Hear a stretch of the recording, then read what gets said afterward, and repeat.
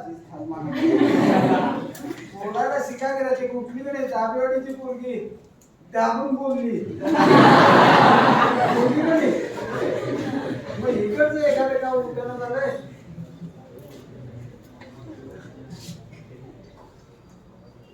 कोणच नाही इकडचं बोलणार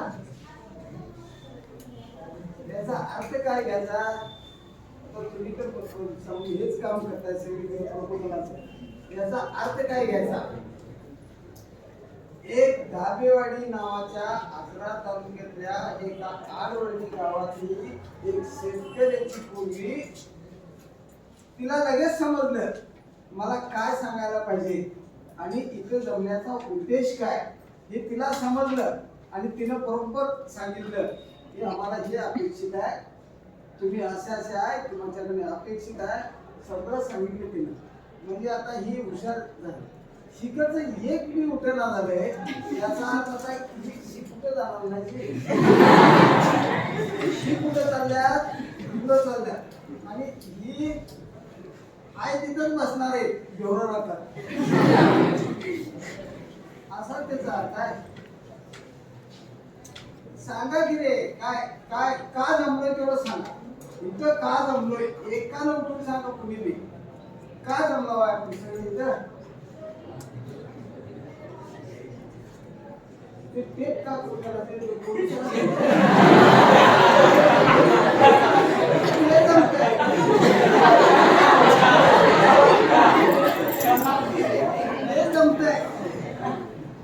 दुसऱ्याने काय सांगितलं असेल ते ऐकायचं पण आपण काही सांगायचं असा त्याचा अर्थ निघतो मग आता ही पिढी कुठल्या विषयी चालली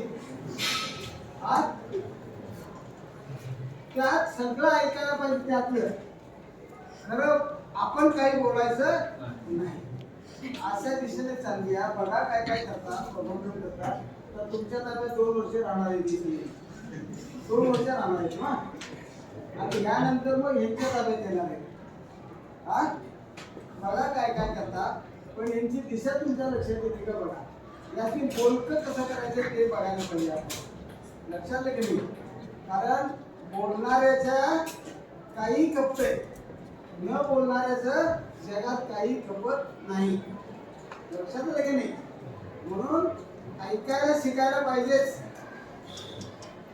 पण बोलायलाही शिकायला पाहिजे आता तुम्ही ते इथं आलायसा पहिली एंट्री आहे तुमची शिवराज कॉलेजच्या कॅम्पस मधली तुमची ही पहिली एंट्री आहे आता इथनं तुम्ही 11वी तर 12वी नंतर FY SY TY नंतर MSc आणि ते दोन्ही हे करून असं तुम्ही बाहेर पडणार म्हणजे जवळजवळ 10 वर्षे तुम्ही आता इथेच थांबणार आहे सर ठीक आहे ही 2 वर्षे आणि पदवीधरची 3 वर्षे किती झाली मग आता 5 झाली 5 आणि ती MSc ची 2 वर्षे 7 झाली आणि नंतर आणि PhD ची 3 वर्षे करणार आहे सगळं नाही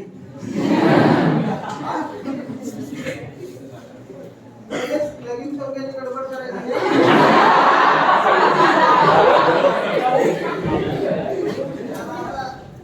वाटच बघत बसल्या तिकडे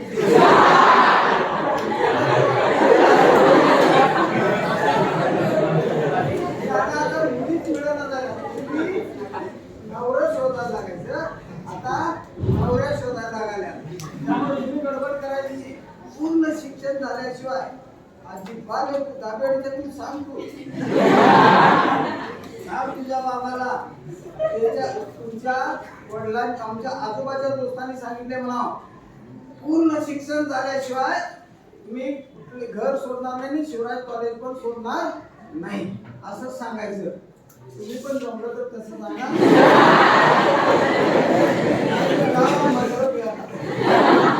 काय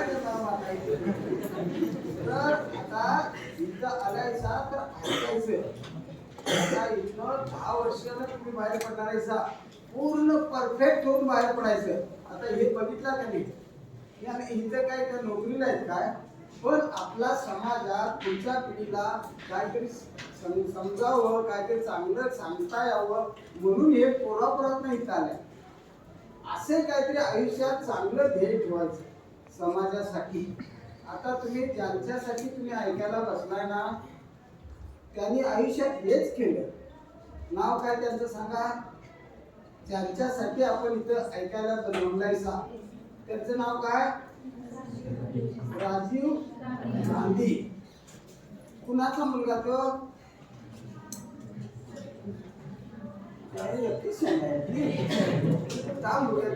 बाकीचे काही बघूया. राजीव गांधी कुणाचा मुलगा?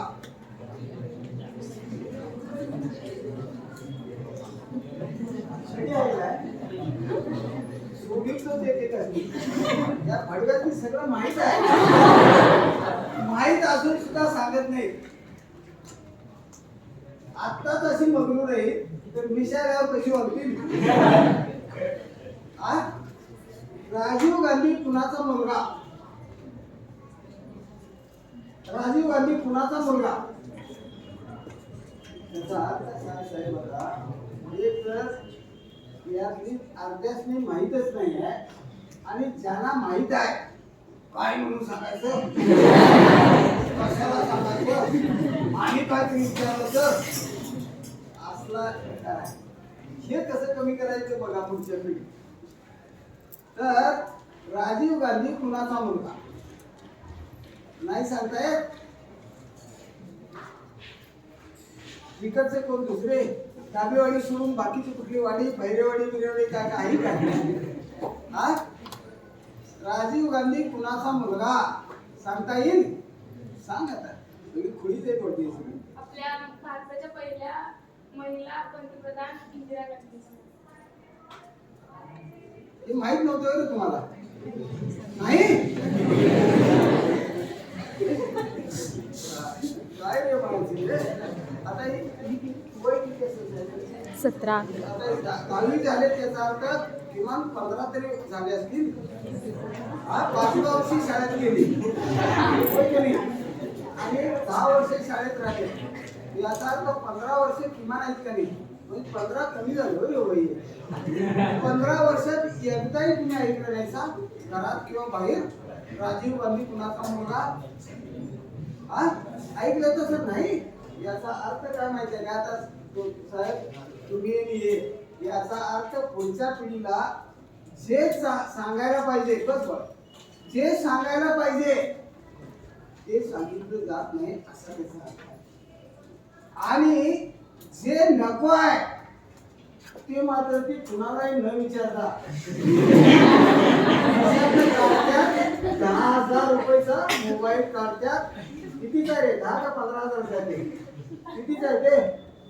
15,000 रुपयाचा मोबाईल काढतात. कोणी सांगा न सांगा, आमचं आम्ही दार लावतात खोली घरात घेऊन. इथं सुद्धा वर्गात जरी आली समोरचे 5-6 जण छोटे द्यायचे, पाठीमागची काय करत असतात ते पाप शिकवणाऱ्यांना माहिती.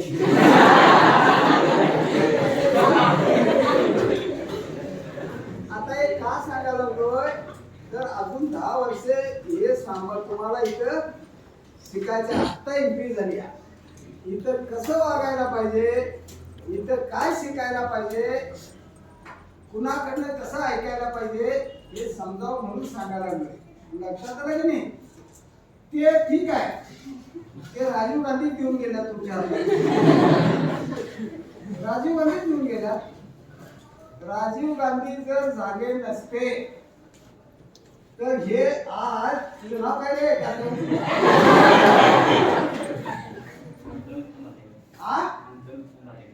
काय मंथन?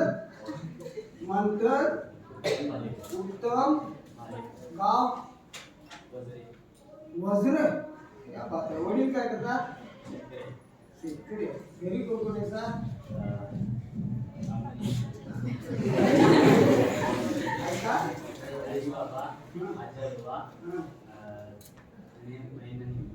तरी अजून मम्मी डॅडी झालेली.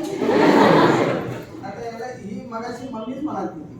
म्हणजे आता सगळ्यांचे आई बाबा गेल्या घरात, मम्मी डॅडी झाले. हा ठीक आहे, हे सुद्धा ते याचाच परिणाम आहे.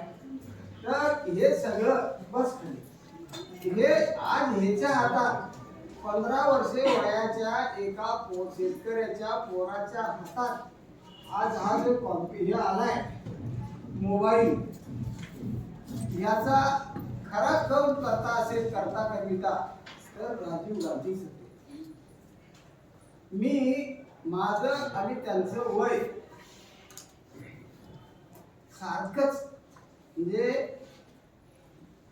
फक्त एका आठवड्यातच दोघं जन्माला आलो. एका आठवड्यात म्हणालोय 1945 साली 1945 साली ऑगस्ट महिन्यात नारळी पौर्णिमेला, म्हणजे आजपासून किती दिवस बघा माझा जन्म झाला. नारळी पौर्णिमेला दिवशी ऐनापुरात नारळी पौर्णिमा म्हणजे आता परवा झाली, ती गेल्या आठवड्यात झाली ना नारळी पौर्णिमा, त्या दिवशी माझा जन्म झाला. आणि त्यानंतर 5-6 दिवसानं अहलाबाद मध्ये याचा जन्म झाला. फोटो पाहिजे होता, पोरा भारावलीच असते, फोटो इथे पाहिजेच होता, भारावली असते. एकाच आठवड्यात हा 1945 साली ऑगस्टच्या दुसऱ्या आठवड्यात दोघांचा जन्म झाला. एक ऐनापुरात आणि एक अहलाबादला, उत्तर भारतात. त्यावेळेला दिल्लीत काय त्याची बाकीचे काय बघला बिगला काय नव्हता. आजोबा तुरुंगात आणि हिची आई 42च्या लढ्यात इकडं तिकडं. आणि त्याच वेळेला तिला बी अटक झाली. मग काही कारणानंतर तिला गरोदर आहे म्हणून सोडली काही काळासाठी. आणि मग आजोबाच्या घरी अहलाबादला याचा जन्म झाला. कुणाचा? राजीव गांधींचा. इंदिरा गांधींच्या पोटाला. कुणाच्या पोटाला जन्माला आले राजीव गांधी? इंदिरा गांधीच्या पोटाला जन्माला आले. कधी जन्माला आले? 1945च्या ऑगस्ट मध्ये. लक्षात आलं की नाही? 45च्या ऑगस्ट मध्ये. 42च्या ऑगस्टच्या लढ्यात ही अटक झाली. नंतर मग ते अशी लग्न झालं. फिरोज गांधी म्हणून असाच एक तरुण होता, तो असाच लढ्यात भाग घ्यायचा. तिची दोस्ती जमली. फिरोज गांधी नावाच्या तरुणाची हिची दोस्ती जमली. मग त्या दोस्तीमध्ये दोघांनी काय ठरवलं, आपण आता ही दोस्ती कायमची करायची. आता ह्या तुम्ही तसंच करणार आहे काही. मग ही इंदिरा जवाहरलाल नेहरूंच्या पोटाला जन्माला आलेली, म्हणजे काश्मीरी ब्राह्मणांच्या घराण्यात जन्माला आलेली इंदिरा. आणि यो फिरोज, त्याचं आडनाव वेगळंच आहे. यो फिरोज नाव, पण त्याचं आडनाव वेगळंच आहे. काय आडनाव विसरलो मी, गेली 24 आहे. लई वाईट आडनाव आहे तसे. आडनाव आहे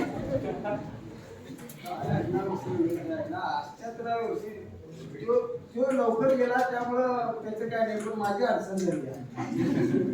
एकाच वेळी जन्माला आलो आम्ही दोघं एका आठवड्यात. आणि आता काही गोष्टी आठवणीत राहत नाही. काय विचित्र आडनाव आहे. नंतर तुम्हाला मी सांगतो किंवा सरांना सांगतो, मी आता विसरलोच नाही. ते आडनाव गुन्हेगारी असं आडनाव, असं त्या आडनावाशी संबंध. आता आडनाव कशी तयार होतात ना. आता माझं कसं आडनाव तयार झालं असेल बघा.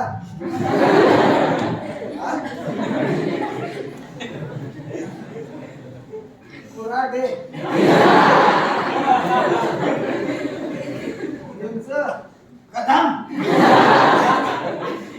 कशी तयार होत्या. तसं त्या फिरोज गांधीचं आडनावाचं गुन्हेगारी आडनावाचं होतं ते. मग या फॉरेनमध्ये दोघं शिकायला, ही बी होती शिकायला, ते बी शिकायला होतं. तिथंच दोघांनी ठरवलं आणि इथं आल्यावर ही आपल्या भावाला म्हणली गेलो तर त्याच्याबरोबरच लगीन करणार नाही तर मी लगीनच करणार नाही. तुम्ही सांगितलं कुणाला सांगितलं हा जवाहरलाल नेहरूंना म्हणजे आपल्या वडिलांना. ते ऐकल्यानंतर आणि त्याचा आडनाव ऐकल्यानंतर जवाहरलाल नेहरूच्या बी शेंडी जाळा असले आडनाव. आता हे नेहरूचं आडनाव इतिहासात झालेलं आमचं आडनाव आणि आता या पोळीचं आडनाव काय होणार ते आपलं गुन्हेगाराचं आडनाव होणार, बदनामी होणार सगळं जगभर. तेव्हा आता काय करावं त्याला समजेना. तो म्हटला उद्यापर्यंत मला विचार करायला कमी दे, मग काय सांगतो. तू लगीन करायला तुझं तू ठरव, जर योग्य आहे का बघतो पोरग ते अगोदर त्याला मला भेटायला सांग. योग्य असलं तर काय करायचं ते मी ठरवितो उद्यापर्यंत. ठीक आहे म्हणली ती. आणि दुसऱ्या दिवशी पर्यंत त्या पोराला सांगितलं, आपल्या मित्राला सांगितली येऊन आमच्या भावाला भेट आणि काय ते विचार त्याचे नीट उत्तर दे. बाबा आमचा वाईट आहे तसा तुला मी मुस्कळात मारेन मला तर व्यवस्थित उत्तर दे. तो म्हटला देतो व्यवस्थित उत्तर. मग त्यांना उत्तर व्यवस्थित दिली. पोरग पसंत पडलेलं नेहरूला. आणि मग त्यांनी दुसऱ्या दिवशी त्या दोघांना एकत्र बोलवलं आणि सांगितलं इतिहास समजायला पाहिजे तुम्हाला, खरा इतिहास काय आहे तो म्हणून सांगावे. मग त्यांनी सांगितलं की तुमच्या दोघांचा निर्णय मला मान्य आहे, पण माझी अट एकच आहे की तुझं आडनाव जे आहे आता ते बदलायचं. तुम्ही दोघांनी मिळून ठरवा कुठलं आडनाव घ्यायचं ते. आत्ताच मला सांगा तुम्ही कुठलं आडनाव घ्यायचं. मी लग्न करून देतो तुमचं दोघांचं, खरं हे आडनाव असलं काय बरं नको. आडनाव तेवढं बदला. मग त्यांनी दोघांनी आम्हाला एक 5 मिनिटं वेळ द्या म्हटले आणि दुसऱ्या खोलीत गेली ती दोघं जण आणि लगेच 5 मिनिटात आली. आणि त्यांनी सांगितलं कुणाचं आडनाव सांगितलं असेल गांधींचं आडनाव, महात्मा गांधींचं आडनाव. जगाचा उद्धार करणारा, भारताला स्वातंत्र्य देणारा अशा महापुरुषाचं म्हणजे महात्मा असलेल्याचं आडनाव गांधी. ते आडनाव स्वीकारतो म्हणजे ते दोघा जणांनी सांगितलं वडिलांना ठीक आहे आम्ही गांधीजींचं आडनाव लावणार. त्याला एकदम आनंद झाला. अरे वा क्या बात आहे, दोन्ही हुशार दिसत आहे. ठीक आहे म्हणजे. आणि मग नेहरूंनी त्याचं रजिस्टर पद्धतीनं दोघांचं लगीन लावून दिलं. आणि मग त्यावेळेपासून तो फिरोजशाही आणि ही इंदिरा नेहरू कुमारी इंदिरा नेहरू आणि तो फिरोजशाह काय त्याच्या आडनाव तो आता दोघांचे मिळून आडनाव गांधी झालं. तुम्हाला इतिहास समजावा, एखाद्या घराण्याचा इतिहास समजावा, त्याचा व्यक्तीचा इतिहास खरा समजावा म्हणून हे सांगितलं. त्यांनी मग त्या दिवशीपासून त्यांचं गांधी आडनाव झालं. दोघांनी लग्न केलं. मग दोघे जणी मिळून सार्वजनिक कामात असे काम करायला लागले सगळीकडे. तोपर्यंत देश स्वतंत्र झाला. त्याच्या अगोदरच 2 वर्ष स्वातंत्र्य व्हायच्या अगोदरच 2 वर्ष एक पहिला मुलगा झाला त्यांना. त्याचं नाव त्यांनी राजीव असं ठेवलं. दुसरा मुलगा झाला त्यांना नंतर काही दिवसानंतर. त्याचं नाव काय ठेवलं त्यांनी? इंदिरा गांधींच्या दुसऱ्या मुलाचं नाव काय कुणाला माहिती आहे सांगा.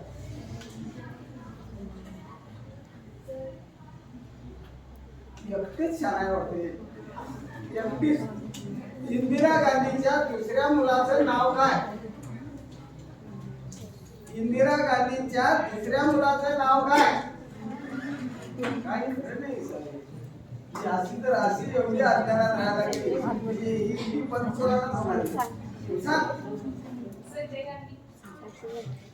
माहित नव्हतं तुम्हाला नाही. तुमचा दोष नाही. तुम्हाला जन्म देणाऱ्यांचा, घरातल्यांचा, तुम्हाला शाळेत शिकवणाऱ्यांचा आणि बाहेर आम्ही काय ते पुढारी पडून बडबडणारा सगळ्यांचा दोष आहे बस.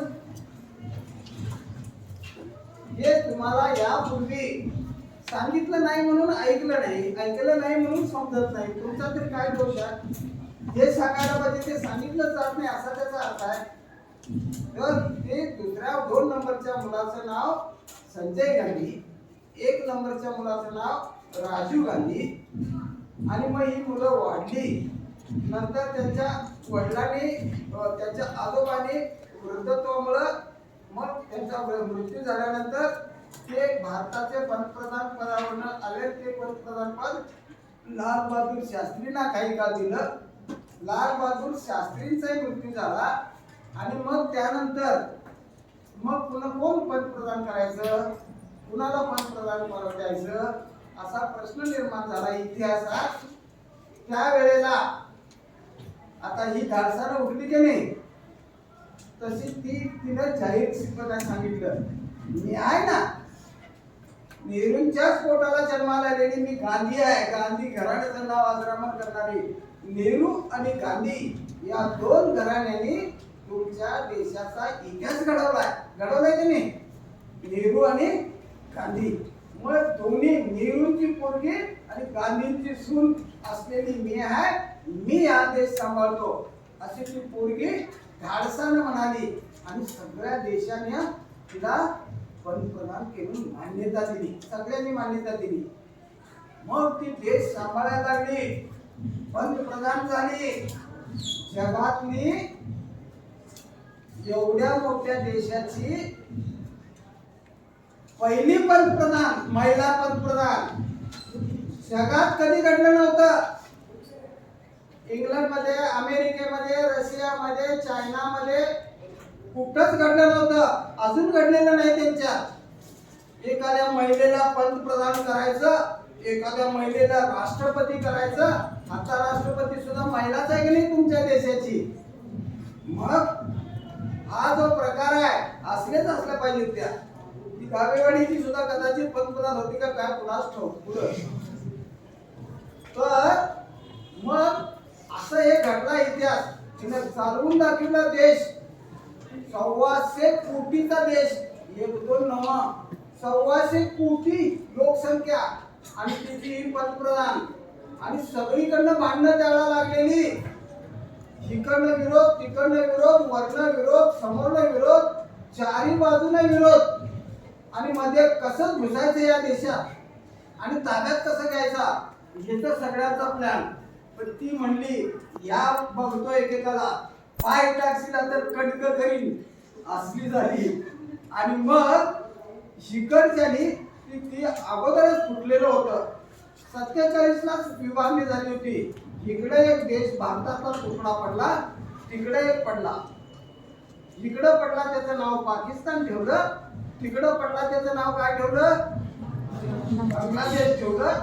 पण दोन्ही बाजूला एकच ते पाकिस्तानच तिथलेच पंतप्रधान म्हणजे राष्ट्र एकच, पण दोन्ही बाजूनं आणि दोन्ही बाजूला सारखी घोषणा मारायची. इकडनं काश्मीरात घुसायची, तिकडनं उरलेला बांगलादेश आसाम मध्ये घुसायची, इकडं घुसायची. तिनं मग ठरवलं गाव तर तुम्हाला नेहरूंची पोरगी कशी असते ती. आणि मग तिनं सरळ बांगलादेशावरच हल्ला केला. आणि तिथल्याही पोरीने काही जणांनी तिला बोलवून घेतलं, ये तू इंदिरा काकी, आम्ही तुझ्या पाठीशी आहे. आणि मग तिथल्याही पोरीने उठाव केला आणि बांगलादेश स्वतंत्र केला, म्हणजे पाकिस्तानापासून बाजूला काढला. आता ती सगळी व्यवस्थित आहे. शिकडच्याला मी 10 थपराक बसली. आम्ही जर पुन्हा काही कर काढायला लागलो तर हाय ती कराचीत येऊन बसतील, काय सांगता येत नाही. गावेवाडी जन्माला आलेली एखादी कराचीत सुद्धा जाऊन बसल आणि धडा शिकवीन असं वाटल्यामुळे ती बी अजून कवा तरी अशी कुरकुर करते आहात, पण गप्पच आहे. लक्षात आलं की नाही, हा इतिहास घडीला कोणी नेहरूंच्या पोरगीनं. आणि मग तिच्या पोटाला बाप तिला अशी झाली, कुणाला ऐकतच नाहीये. लक्षात आलं ती बाजूला होईना. मग तिला कट रचला ही सजासजी अशी बाजूला होणार नाही असं कट रचला आणि तिच्या निवडणुकीवर एक तक्रार केली की निवडून येताना फॉर्म भरताना चूक झाली हा आणि ती पंतप्रधान नाही तिनं कोर्टात गाठली केस आणि एका कोर्टाला हाताशी धरून तिच्या विरोधात केस निकाल दिला आणि मग सगळ्यांनी उठाव केला बाकीच्यांनी विरोधी पक्षांनी आता चल तसंच चालती होईत ना विधवा विधवेच्या हातात देश द्यायचा चल चालती हो असे होऊन तिने म्हटले पाकिस्तानाच्या बाल ऐकलेले तुमच्या बाला ते ऐकतोय तिने मग सांगितलं आणि सगळी अशी दंगा करणाऱ्यांनी तुरुंगात काढली 19 महिने तुरुंगात काढली गप्प झक मारत बसली आणि मग तिने ठरवलं मी निवृत्ती कोणती आहे मी हुकुमशाह म्हणून बरोबर नाही मी गांधींचं आडनाव लावलंय लोकशाही दिलीच पाहिजे या देशात लोकशाही टिकवली पाहिजे म्हणून तिने 19 महिन्यानंतर आपोआप ती आणीबाणी मागे घेतली आणि लोकांना म्हणायला लागली कोण तुम्हाला पाहिजे ते ठरवा मला पाहिजे तर निवडून द्या नाहीतर मला घराकडे पाठवा तुमचा अधिकार आणि जनतेसमोर गेली निवडणूक झाली आणि यांनी अपप्रचार भयंकर केलेला होता त्यामुळं अक्षरशः तिच्या स्वतःच्या मतदारसंघात अलाहाबादला तिला तिचा पराभव झाला ठीक आहे म्हणली राहते बाजूला ती घरात जाते जनतेचा आदेश आहे आणि मग 2-3 वर्ष आलेली जी नवीन होती ती अशी दंगा करायला लागली आणि काय काय करायला लागली लोक बी चिडली याच्या आयला हिच्यापेक्षा ती लई बरी होती यांच्यापेक्षा ती बरी होती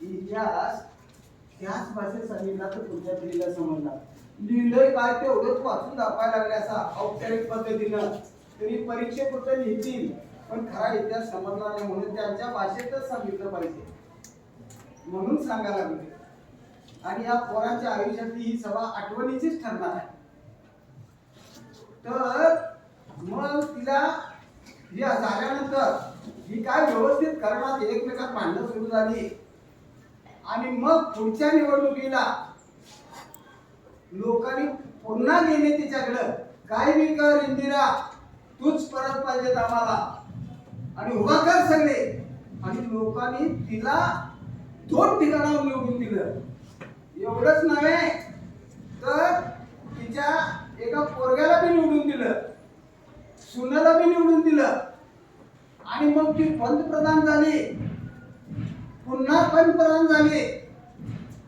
आणि मग यांच्या लक्षात आलं की काम झपाट्यानं करायला लागली आणि परत हिंच येऊन बसल्या आता आमचं काय खरं नाही म्हटल्याने आणि त्या पंजाबच्या एका वादाचा निमित्त काढल्याने आणि ती एवढी विश्वासू धाडसी बाई होती पंजाब मधली चळवळ सुरू केल्याने फुटून निघायची तिनं मोडून काढली पाकिस्तानाने पंजाब त्याने आमचा त्यांचा बांगलादेश आम्ही फोडला का नाही म्हणून आमचा पंजाब फोडायचा त्यांनी डाव टाकला होता तिनं सगळ्यांनी तुरुंगात टाकली आणि पुन्हा आणि अजिबात चालू देणार नाही म्हटली मग सगळी गप बसली पण तिथेच कट शिजवल्याने आता हिला मारायचं हिला मारलं नाही तर ही काय बाहेर पडली अशी सदाची आपल्याला सोडणार नाही आणि मग काय करावं पंजाब मधलंच एक पोरगा तिच्या घरात होत बॉडीगार्ड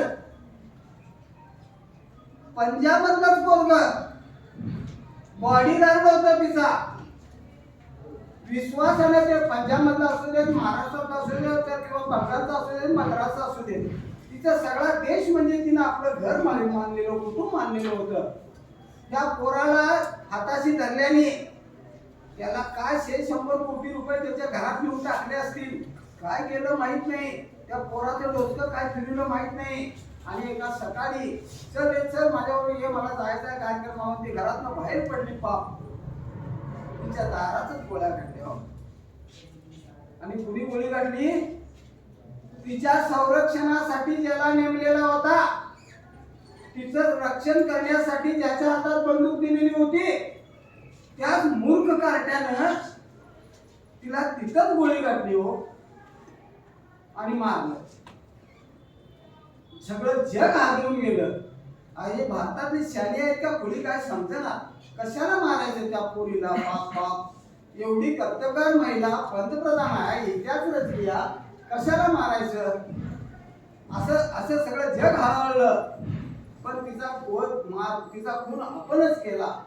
महात्मा गांधीचा खून आपणच केला का बाहेरच्यानी मारला काय नाही. इंदिरा गांधीचा खून आपणच केला का बाहेरचे आलते काय नाही. तसाच आता ज्यांची स्मृती दिन आज साजरा करालोय त्यांचाही खून कुणी केला. आपल्याच देशातल्याने केला. सांगे कुठे झाला खून त्यांचा. उठ, तुला माहित आहे. मान हलव, बघ नाव सांग. येऊ नका, सांग सरळ. हा नाव सांग तुझं अगोदर. विश्वनाथ रामराव सुतार. विश्वनाथ सुतार. गाव अरळी बुद्रुक. अरवी बुद्रुक. कुठं आलेले आहेत? मला जरा समजावं म्हणून मी हे करायला. कुठलं माझ्या समोर आलेले आहेत मुलं. बर ते सांग. आता मी काय तुला विचारलं होतं. राजीव गांधींचा खून कुठे झाला. कुणी केला. इंग्लंड मधनं कोण आलते काय मारायला. चायनात आलते काय. रशियातनं कोण आलते काय. पाकिस्तानात कोण आलते काय नाही. मग केला कुठले कुणी खून त्याचा. भारतातल्याच एका माते पिऊन त्याचाही आईचा जसा त्याचा खून केला तसाच त्याचाही खून केला. बस. आणि तुम्हाला आठवण सांगतो, या दिवशी या महापुरुषाचा खून झाला त्याच्या आदल्या दिवशी त्याची माझी देवी झाली. त्याला आम्ही कोल्हापुरात बोलवलं होतं. काँग्रेस निवडणुका लागल्या होत्या. काँग्रेस पक्षाच्या प्रचाराला राजीवजींना आम्ही सगळ्यांनी मिळून आग्रह करून कोल्हापूरला बोलवले होते. आणि कसबा बावड्याजवळचे एक ग्राउंड मोठा आहे. त्या ग्राउंडवर एक मोठी सभा घेतलेली होती. ते आले बिचारे. 4 वाजता पोहोचले कोल्हापुरात आणि 5 वाजता ती सभा सुरू झाली. त्या सभेचे आयोजन करणाऱ्यापैकी मी एक होतो. बोलले व्यवस्थित सगळ्या देशाचं चित्र सांगितलं. इतिहास भूगोल सगळा सांगितला. आणि मी निवडणुकीमध्ये आपल्याला पाठिंबा द्यायच्यासाठी त्यांनी भाषण केलं, विनंती केली.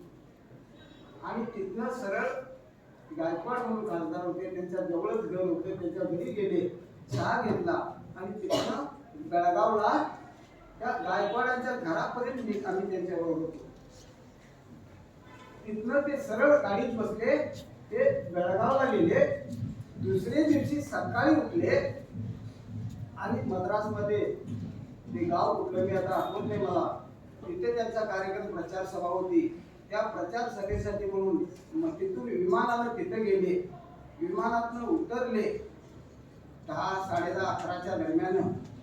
विमान म्हणजे 10:30, 11 बी नव्हे, 10च्या आत विमानानं उतरले आणि मग तिकडं जायला लागले सभेकडं.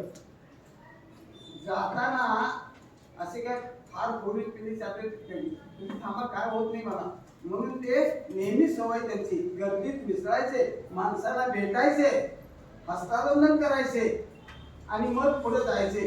गोळक्यात कायम असायचे. हो, अक्षरशः गोळक्यात कायम असायचे. कित्येक सभेत मी होतो त्यांच्या वाचन केलं. गोळक्यात रमायचा हा पराक्रमी धाडसी महापुरुष. आणि असंच करत गेला. तोपर्यंत समोरनं चालत असताना समोरनं एक जण आला. राजीवजी, राजीवजी. अरे ये म्हणले. पाया पडल्यासारखं गेला. खिशातनं पिस्तूल काढला. खांद्यावर हात आहे, खिशातनं पिस्तूल काढला आणि छातीत गोळी झाली. किती क्रूर असतात माणसं बघा. काही माणसं किती राक्षसी प्रवृत्तीची असतात, क्रूर असतात. आणि बिचाऱ्याला तिथल्या तिथं ऑन दी स्पॉट ठार मारला. कुणी बाहेरची आली नव्हती, कुणी परदेशातली नव्हती, आमच्या देशातल्या माथे फिरून हे केलं. हे आता का सांगावं या 2-3 घटना, तर तुमच्या पिढीतनं आपली माथे फिरून तयार होऊ नये, पुढच्या पिढीला समजून घ्यावं म्हणून हे सांगायचं असतात काही गोष्टी या. तर पुढच्या पिढीला समजणार. मारलं त्याला तिथं. सकाळी उठलो होतो, अंघोळ केली होती, कोल्हापुरातच मुक्काम राहणार, कारण रात्री 10 वाजेपर्यंत कार्यक्रमात होता ना तो. मुक्काम राहणार होतो, कोल्हापुरातच राहिलो, अंघोळ केली आणि सहज आता बाहेर पडायच्या वेळा गडिंगला याला गाडी निघायच्या, गाडी आली होती, बाहेर पडायच्या वेळा ठीक आहे बातमी बघूया म्हणून बातमी पेपर हे लावलं, टीव्ही, पहिली बातमी सांगितली राजीवजींचा निगडी खून झाला म्हणून.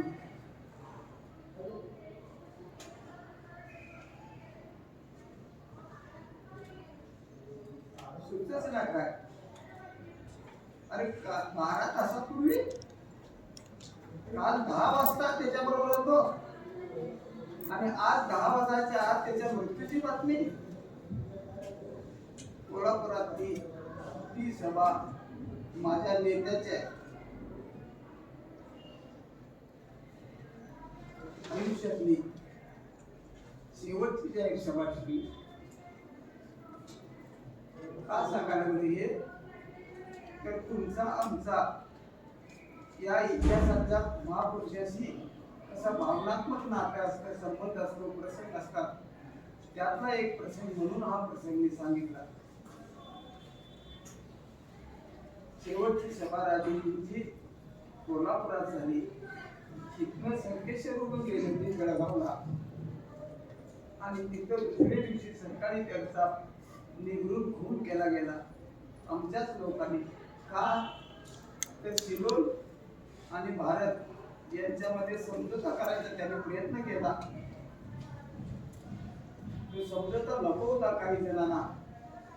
सिलोन जिंकून घ्यायचा, सिलोनवर हल्ला करायचा, सिलोनला आपल्यात घ्यायचं असं काही अतिरेक्यानं वाटत होतं. त्याने सांगितलं नको, त्यांचे त्याला करू द्या. बांगलादेश स्वतंत्र आहे, तो सिलोन स्वतंत्र आहे, पाकिस्तान स्वतंत्र आहे, ज्याचं त्याचा कारभार करू द्या, आपण कुणावर आक्रमण करायचं नाही अशी विचारसरणी त्यानं मांडली. त्यामुळे काही जण चिडली ती. मग त्याच अवस्थेत ते एकदा असंच गेले सिलोनला आणि सिलोन मध्ये त्यांना सलामी द्यायला सुरुवात झाली. प्रसंग कसे असतात बघावं महापुरुषांच्या आयुष्यातले. भारताचा पंतप्रधान सिलोनला गेल्यानंतर 2 राष्ट्रात समझोता करायलाय हे तिथल्याही शासनाला आवडलं. त्यांनी राजीवजींना बोलवलं होतं. राजीवजी तिथे गेले, त्याला सलामी द्यायला सुरुवात केली. लष्कराची सलामी देतात ना, ती लष्कराची सलामी त्याला सुरू केली. आणि इथं जशी काय अतिरेकी इथली आहेत ना, तशी तिथं बी सिलोन मध्ये बी काय अतिरेकी होती. त्यातल्या काही जणांना वाटत होतं नाही नाही हे काय राजीवबाबी सांगायला ते काय बरोबर नाही, आमचं आम्ही हे करणार, तुमचं तुम्ही करणार असे बाकी. त्याचा न पटणारं एक मिलिटरीत होत, त्या फौजेत होत अतिरेकी कार्टर. आणि त्याने काय करावं, राजीवजी शांत पद्धती त्यांचा पंतप्रधान आणि आपला हा पंतप्रधान असे सलामी देत चालले असताना तिथं समोरच्या रॅक मध्ये एक आलं. त्याला ते पिस्तूल होते, गाडी हे बंदूक होती, ती उलटी केली आणि टाळक्यात मारली. खांद्यावर लागले म्हणून त्या दिवशी राजीवजी वाचले, खांद्यावर मारले. आणि हा प्रसंग आम्ही टीव्हीवर बघितल्यानंतर अंगावर काटा आला अक्षरशः. कसं मारलंय असे केले. तोपर्यंत त्याच्यावर बंदुक्या रोखल्या लोकांनी, तिथल्याने काही जणांनी थांबा म्हणले. एका हातात धरले, थांबा थांबा, मत मारो इसको, इसको मत मारो. काय मोठं मन आहे बघा हो, इसको मत मारो, मैंने इसको क्षमा की है. तिथं बंदुकीच्या आहे ना पाठीमागच्या आहे ना मारणाऱ्याला मारू नका म्हणून सांगितलं, त्याला जीवदान दिलं. असा तुमचा आणि माझा राजीव गांधी होता. हा प्रसंग मी स्वतः बघितलेला आहे, याच्यावर टीव्हीवर बघितलेला आहे. कसं मारलं पाठीमागं येऊन, मग त्याला बाकीचे मारायला कसे त्याने त्याला सोडवलं. मला सांगण्यासारखे हे प्रसंग आहे. तुम्ही काही प्रसंग समजून घ्यावेत म्हणून हे सांगितले. शेवटचा एक प्रसंग सांगतो. राजीवजींचा खून झाल्यानंतर त्यातला जे पकडली त्यातल्या एकाला ताबडतोब तिथं फाशी झाली त्याच काळात. दुसरी जी 7-8 जण होती ती अजून त्यातली काही मुलगा जिवंत नाही. आणि 4-5 वर्षापूर्वी ही केस चाललेली आहे. यांना बी फाशी झालीच पाहिजे असं म्हणणाऱ्यांची काही बाजू आहे. त्यावेळा राजीव गांधीच्या पत्नीनं, नाव काय सांगा राजीव गांधीच्या पत्नीचं? सोनिया. सांगा की रे. राजीव गांधीच्या पत्नीचं नाव काय? सोनिया गांधी. सोनिया गांधी. काय करावं त्या बाईनं? आपल्या नवऱ्याच्या खुनी तुरुंगात जाईल आणि त्यांना दुसरी कोण असली तर सगळ्यांनी फाशी द्या इतके वेळ का लावल्याचं म्हटली असती. तिने काय सांगावं? जाहीरच्या मुलाखत दिलेली आहे, इतिहासात नोंद झाली की आता त्यासनी फाशी देणं म्हणजे आणि 2-3 विधवा केल्यासारख्या होतील. विधवेचं दुःख काय असतंय की मी माझ्या अर्ध्या आयुष्यात भोगलोय, माझ्यावर जो प्रसंग आला तो प्रसंग ह्या बाकीच्या दोघी तिघींच्यावर येऊ नये म्हणून त्यांना फाशी देऊ नका, त्यांना सोडून द्या अशी मुलाखत दिली आहे सोनिया गांधीनं. अशी मुलाखत दिली आहे सोनिया गांधीनं. मोठी माणसं कशी असतात आणि त्यांच्या आयुष्यातले प्रसंग कसे असतात. अर्थात तिनं जरी मुलाखत दिली सोनियाजीनी तरी कायद्याच्या कापूर इथे अजून अडकलेली आहे, अजून तुरुंगात आहे त्यातली दोन दिली. लक्षात आलं की नाही? हा सगळा प्रसंग मी तुम्हाला मुद्दाम सांगायला लागलोय कारण याच्याशी तुमची आमची काही नाती आहे आणि तीच परंपरा पुढे चालवायची आहे. कारण तो अतिशय दूरदृष्टीचा नेता होता. जर मारला गेला नसता तर, त्याचा जर खून झाला नसता तर, तो माझ्यासारखा आज 78 वर्षे जिवंत राहिला असता तर काय सांगू तुम्हाला बाळांनो, तुमचा आणि माझा देश खूप उंचावर नेला असता त्या महापुरुषानं, कर्तबगार महापुरुषानं. तेवढी ताकद, तेवढी बुद्धी, तेवढं धाडस त्याच्यात पुरेपूर भरले. त्याच्या रक्तात भिनलेलं होतं. कारण तो नेहरूंचा नातून इंदिरेचा मुलगा होता, त्याच्या रक्तातच भिनलेलं होतं. ते देश मोठा करायचा. ज्या वेळा तो पंतप्रधान झाला त्याच दरम्यान मी इंग्लंडला गेलो होतो दुसऱ्या एका कामासाठी म्हणून.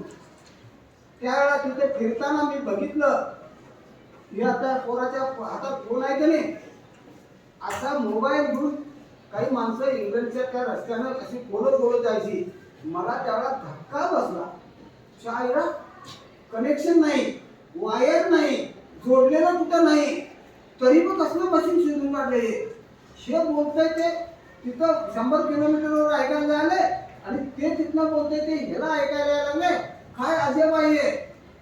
मी त्या पोराला माणसाला बघितलं, मी सांगितलं मी इंडियातनं आलोय, असं असं आहे, मी प्रोफेसर आहे, काय म्हटलं तर तो बी थांबला आणि मग त्यानं दाखवला आणि मला समजावून दिलं असं असं असं असं असं असते.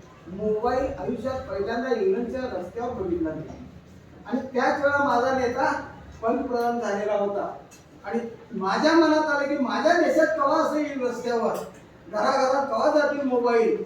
मला जसं वाटलं तसंच माझ्या नेत्यालाही वाटलं आणि त्याने त्या दिशेनं जोरात सुरू केला. ते संगणक आणले, मोबाईल आणले, सगळं आणलं आणि भारतातल्या सगळ्या पिढीला जगाच्या स्पर्धेत उतरायचं ठरवलं. आणि आज तुम्हाला आश्चर्य वाटेल, तिथे त्यानंतर मी जवळ 7-8 वेळा फॉरेनला जाऊन आलो. ए 2 नंबरच्या बाकावर बसलेलं ते इकडं 2 नंबर शेवटच्या 2 नंबरवर बसलेलं तिघ जण काय करायला सा एकमेकाला असं एकदा समजतंय का नाही देखाव तुम्हाला काय बोलणार आहे, कोण दृष्टीनं म्हातारं बोलणार आहे, अधिकाराला वाटलं काय हा. त्याच्या चेहऱ्यावर मला असं करा मधल्याला असली जन्माला येतं. हा? तर तिथला मोबाईल बघितला, मी जसं बघितलं तसं राजूजी सतत फिरत असायचे. त्यांनी बघितलं आणि माझ्या देशाला मी असंच समर्थ करणार आणि जगावरच्या नेतृत्व करायला लावणार असं करून त्या नेत्याने ते धाड धाड धाड धाड निर्णय घेतले. प्रत्येक क्षेत्रात मी वस्त्रोद्योगाचा मी त्यावेळेला महाराष्ट्राचा उपाध्यक्ष होतो. एक आराखडा तयार करून आम्ही पाठवला. राजीवजींनी त्याचं ट्रान्सलेट करून घेतलं, त्याच्यावर अभ्यास केला, तज्ञ समिती नेमली आणि न्यू टेक्सटाईल पॉलिसी या नावाचे भारतासाठी नवीन वस्त्रोद्योग धोरण आणलं. जसं मगाशी चौगले सरांनी सांगितलं ना, शैक्षणिक धोरण, नवं शैक्षणिक धोरण, न्यू एज्युकेशन पॉलिसी आणि राजीवजींनीच आणली. न्यू टेक्सटाईल पॉलिसी राजीवजींनीच आणली. न्यू कॉम्प्युटर एज्युकेशनची पॉलिसी राजीव गांधींनीच आणली आणि त्याचे सगळे आपण आज लाभधारक बनलेले आहोत. म्हणून तुम्हाला सांगायला लागलोय की हे जे आम्ही लाभधारक आहोत, जर तो महापुरुष जगला असता, एक शेवटचा प्रसंग सांगतो आणि थांबतो. भूतकाळी असेल आता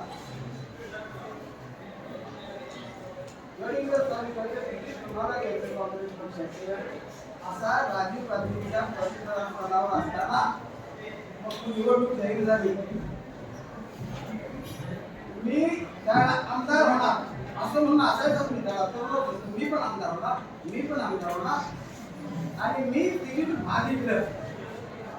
जिल्हा काँग्रेसने शिफारस केली, प्रदेश काँग्रेसने 2 नावं पाठवली, एक कुटेकर आणि कुराडे दिल्लीला. आणि तिथं बायोडेटा सगळा बघायचा पण माणूस कॉम्प्युटरवर. त्यानं बायोडेटा बघितला, प्रत्येक मतदारसंघ, शेवटचा मतदारसंघ महाराष्ट्रातला गडिंग्लज आहे, बघितला त्यानं आणि त्या 2 नावं बायोडेटा बघितला. प्रोफेसर आहे, इकॉनॉमिक्स आणि सोशलॉजीला प्रोफेसर आहे, पुस्तकं लिहायला लागलाय. युवक काँग्रेस पासून त्याच्या तो युवक काँग्रेसच्या अध्यक्षस्थानापासून त्यावेळेपासून माझ्याबरोबर काम करतोय. माझ्याच वयाचा आहे आणि प्रोफेसर आहे.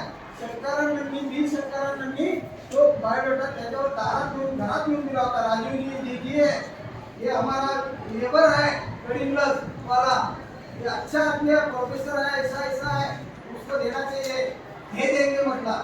आणि त्यांनी यादीत नाव घालून तिथं खाली पाठवलं.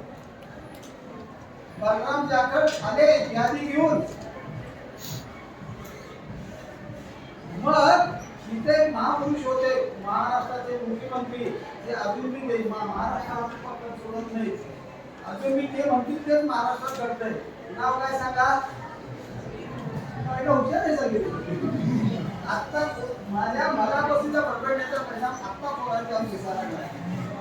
शरद पवार मुख्यमंत्री, त्यांच्याकडे यादी आली, बलराम जाखड आणि ते बसले आणि सगळं यादी बघितली, तिच्यातलं पेन घेतलं आणि फक्त 2 नावं त्याच्यावर ठेवली. हे बाबासाहेब गोखलेंच्या पूर्वीचं सोलापूरचं मतदारसंघाचं, त्याच्याऐवजी सुशील कुमार शिंदेचं नाव दिलं आणि इथं कुराडे ऐवजी तू एकच 2 अक्षरे तुम्ही बदलली. कुराडे ऐवजी कुपेकर लिहिलं. त्यावेळेला बलराम जाखडांनी कांबळेंनी सांगितलं नाही नाही ऐसा राजू फाइनल किया है प्रोफेसर का टिकट, ऐसा क्यों कर रहे हो पवार साहब? तो मतलब मुझे मालूम है ये गहरा कार्यकर्ता है वो प्रोफेसर, मैं उसको विधान परिषद में एमएलसी बनाऊंगा, लेकिन ये आदमी को मैंने शब्द दिया है मैं इसको एमएलसी बनाऊंगा. एमएलसी बिना है नहीं काहीच नाही, कोणतं पस्ते इथं तुमच्यासमोर आता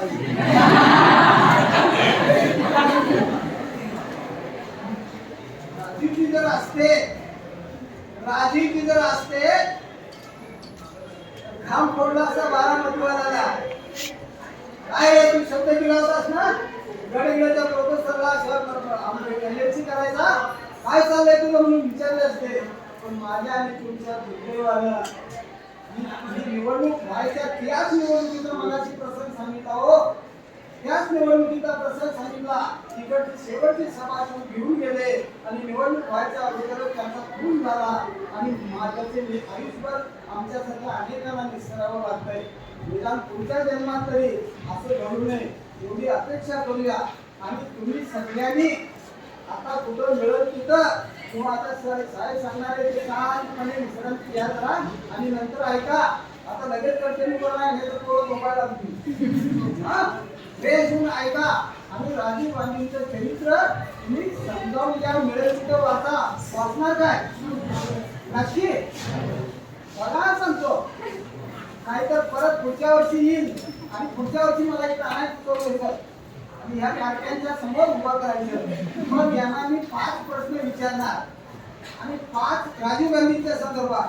त्या 5 प्रश्नांच्या पैकी पटकन लिहून घेणार. परीक्षा घेणार ना पुढच्या वर्षी पटकन लिहून घेणार आणि जी पास होतील त्या माझ्या परीक्षेत काय साहेब माझ्या परीक्षेत जी पास होतील एवढ्याला तिथं ठेवून घेणार. नाहीतर बाकीच्याला मुस्कळात मारून बाहेर आजोबाईने लक्षात ठेवायचं. हा आता थांबू थांबू